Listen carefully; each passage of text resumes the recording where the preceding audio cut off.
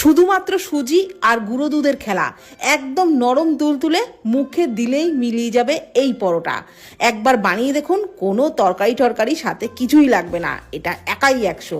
একটা ফ্রাইং প্যানের মধ্যে 1 টেবিল চামচ ঘি দিয়ে ওর মধ্যে 1/2 কাপ সুজি দিয়ে গ্যাসের ফ্লেম লোতে রেখে নাড়াচাড়া করে একটু ভেজে নিয়ে দিয়ে দিলাম 1/2 কাপ দুধ আর 1/2 কাপ জল, পরিমাণ মতো লবণ দিয়ে নাড়াচাড়া করে একটু শুকনো শুকনো করে একটা ডো মতো তৈরি করে নিলাম। তারপরে ওই সুজির ডোটাকে একটা বোলের মধ্যে নিয়ে যতটা সুজি নিয়েছিলাম তার হাফ ময়দা দিয়ে গরম অবস্থাতেই ভালো করে মেখে ওর থেকে লেচি কেটে লেচিগুলোকে একটু পাকিয়ে নিলাম।